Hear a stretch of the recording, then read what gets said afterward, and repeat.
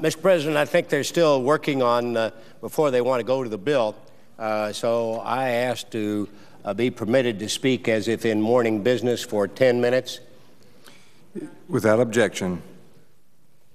Mr. President, for weeks now, we have been debating the financial reform bill, which is being sold to the American people as the solution to holding Wall Street accountable for the economic crisis that hurt every American family and business in every community across the nation. Unfortunately, in this current form, the so-called reform bill will actually punish Main Street America, the families who suffered from and not caused the financial meltdown. It should be a wake-up call when Lloyd Blankfein of Goldman Sachs says Wall Street will be the big winner under this bill. And we know the people who provide jobs, especially small businesses, and the people who provide credit to the rest of America are warning of dire consequences. Let me make this clear. This bill was meant to rein in Wall Street, yet it is supported by Goldman Sachs and Citigroup, and it is opposed by small business and community bankers. I think that tells you all you need to know about this bill. That's why I rise today in strong opposition to cloture on this bill. Yes, we've made some improvements on the bill, and I congratulate the leadership for allowing us to have amendments and debate them. And I thank and I'm grateful to my colleague from Connecticut, Senator Dodd, for working across the aisle to remove an onerous provision that unintentionally would have killed small business startups. Senator Dodd has worked in good faith in a bipartisan fashion to make real changes in the bill. But despite the progress we've made, the provisions most destructive and harmful to taxpayers, families, and small businesses still remain. First, it is completely unbelievable and unacceptable that so many of my colleagues want to turn a blind eye to the government-sponsored enterprises, Fannie Mae and Freddie Mac, which contributed to the financial meltdown by buying the high-risk loans that banks were pushed to make to people who could not afford them. They were the enablers of the issuance of bad mortgages. Everyone here knows what I'm talking about. Despite the bill's 1,400-plus pages, it completely ignores the 900-pound gorilla in the room. The need to reform Fannie and Freddie, or the toxic twins, as I refer to them, are completely ignored. How can you ignore the major government-sponsored enterprises that were the enablers for the bad mortgages that brought our system and much of the world system down? To add insult, Fannie and Freddie devastated entire neighborhoods and communities as property values diminished. But when they bought up loans and encouraged issuance of loans to people who couldn't afford them, that turned the American dream of home ownership into the American nightmare for far too many families. Fannie and Freddie went belly up, and now it is the very Americans who suffered from their irresponsible actions that are left footing the bill for them. As if it wasn't bad enough, unless we act now, to reform the toxic twins, over the next 10 years, Fannie and Freddie will run up hundreds of billions of dollars. Now, let me put that into perspective. Freddie lost $8 billion in the first quarter, 1 quarter of this year, and an additional $10 billion from taxpayers, warned that it will need more in the future. That comes on top of the $126 billion that Fannie and Freddie had already lost through the end of 2009. To make matters worse, this administration has taken off the $400 billion credit card limit on Fannie and Freddie, and it's our credit card that they took the limit off. Just how much more does the administration think Freddie and Fannie can lose? How much more are they going to force not just us as taxpayers, but our children and grandchildren to pay to bail out these toxic twins? Next, a great concern I have is that this bill lumps in the good guys with the bad guys and treats them all the same, particularly when it comes to derivatives. When it comes to derivatives, this bill lumps in those folks who try to manage risk and control costs by making long-term contracts with their suppliers or with their purchasers to even out the prices at which goods are exchanged. These are normal hedging contracts, and they are very different from the people who are speculating in the market to make a buck by shady bets with money they didn't have, or they were making insurance bets on property they didn't own. I would urge my colleagues, if they've not read it, to read The Big Short, to talk about how this whole scam unfolded with the bad underlying mortgages that caused the meltdown. Now, I've heard some folks say, what exactly does this bill mean to you and me? Well, it means, for instance, that utility companies may not be able to lock in steady rates for their customers, leaving them instead at the whim of of the volatile market.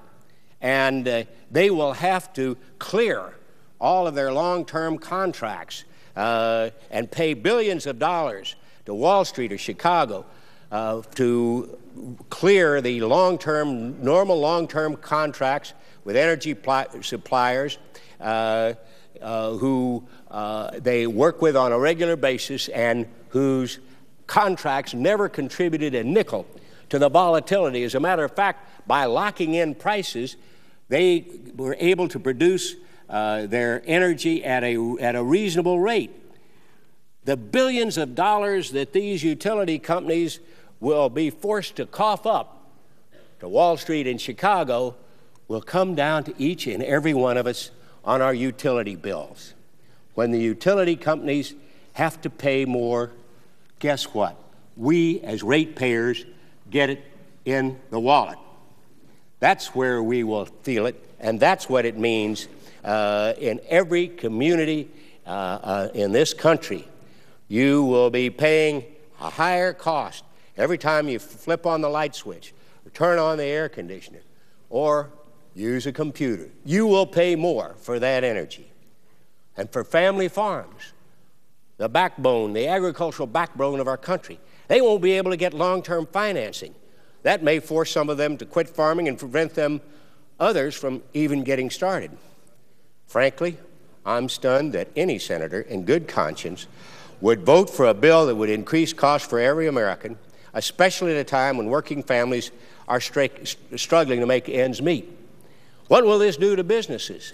These businesses that will be forced to pay higher energy costs, that will have requirements on derivatives that have to be cleared, may not create the jobs. The community bankers that make the loans that families need or that small businesses need may be so strapped that they cannot make the loans. The credit will dry up. I cannot vote for a bill that creates a massive new super bureaucracy with unprecedented authority to impose government mandates and micromanage any entity that extends credit. Now, we're not talking just about Goldman Sachs and AIGs of the world, the ones who are right at the center of this crisis. No, in the real world, we're talking about this organization, this Consumer Finance Protection Board, or Bureau, regulating the community bank, your car dealer, even your dentist, the orthodontist who has to extend some credit to pay for expensive orthodontic features. Now, don't be fooled.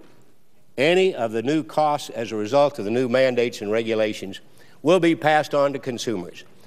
The very bill that this was supposed to protect, the people the bill was supposed to protect, you and I will get to pay for it. Under this new super bureaucracy, misnamed Consumer Financial Protection Bureau, will safety and soundness requirements for healthy banks give way to a prevailing agenda of the new bureaucracy? There will be political appointees of the president who will be looking over everything as consumer protectors. Some of these consumer protectors were the ones who forced banks to make loans to people who couldn't afford them in the past. Will the safety and soundness, which is key to assuring a sound banking system, be overridden by these rules and regulations? You know, these regulations can be enforced by every attorney general in the nation.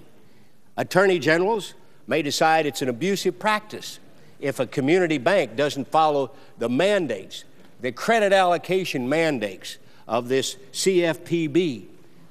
How would the community banks be able to operate if the attorney generals are suing them.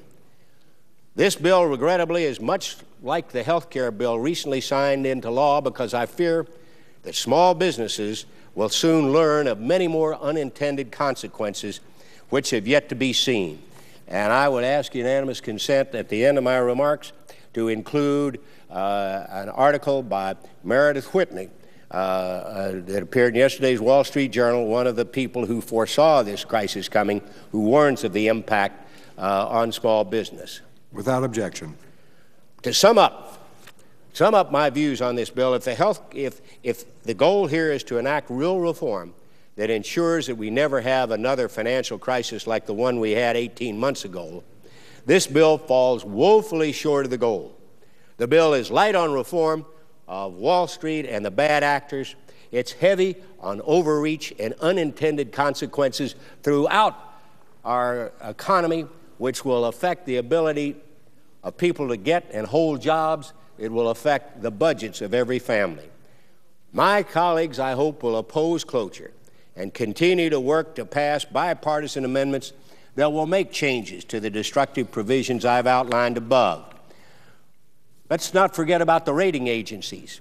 The book I mentioned, The Big Short, pointed out that brain-dead analysts and the ratings firms routinely put AAA rating on some of the most toxic, worthless paper, and then other people managed to buy insurance on those bad contracts, even though they didn't have any interest in it, and made millions. This bill takes out of regulation, the amendment takes out the rating agencies, but the rating agencies still need to be overlooked, and they ought to be funded not by the people who issue the paper, but by the people who are buying the paper. I ask unanimous consent for one more minute, and I will finish up. Without objection. There's no doubt, Mr. President, everybody here knows that we need to protect Americans from falling victim to another Wall Street gone wild. This is government gone wild. It benefits Wall Street. It harms small business, community bankers, your local utility company who sends you a utility bill. Is that on the right track? I don't see how anybody can say it is. We don't want, why this debate is so important, to punish the everyday Americans for a crisis they didn't cause and for whose impact they feel the burden, and our children will feel it for years to come. Unless we succeed at changing it, the Democrats' bill will do just that. The cost will be paid by Main Street and by each and every one of us. Therefore, I urge my colleagues to oppose cloture, and let's get to work on regulating what went bad and not messing with things that work. Mr. President, I